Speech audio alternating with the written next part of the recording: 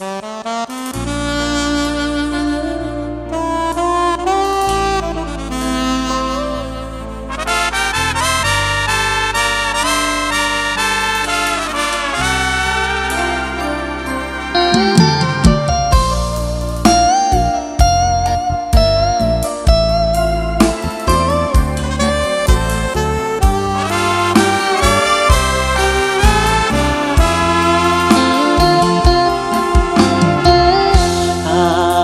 ือบเป็นลมล้มลงคาที่เมื่อเห็นคนดีน้องควงสายอื่นผ่านไปเจ้านั่งรถงามท่าทางโอบอ้อมเบาใจนั่งรถคันใหม่เอียงกายชิดซ้ายหูงามหัวใจอ้ายสั่นหวั่นไหวทั้งตัว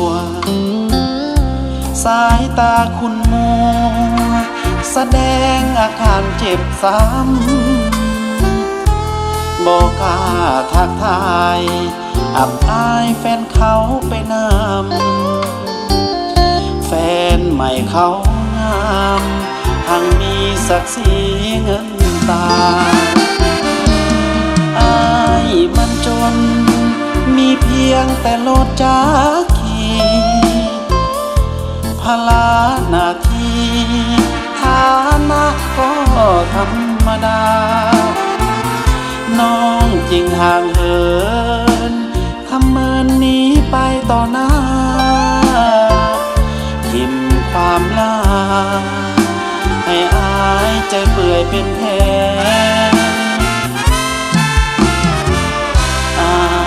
จะกลับหันหาทางหาเก่าจะขอหอบเอาหัวใจไปพัวบาดแผลแล้วถอดวิญญาณประทานกับหญิงหักแท้จะบ่เลี้ยวแลคนงามแต่หญิงใจลว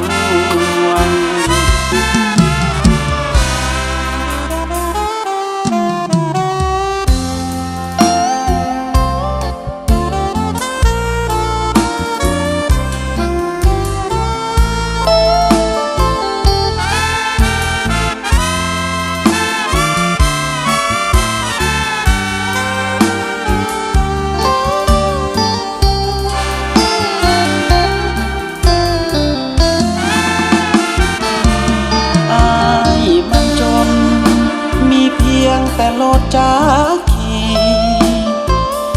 พลาหน้าที่ฐานะก็ธรรมดาน้องจริงห่างเหินทำเมินหนีไปต่อหน้าทิมความลาให้อายใจเปื่อยเป็นแผล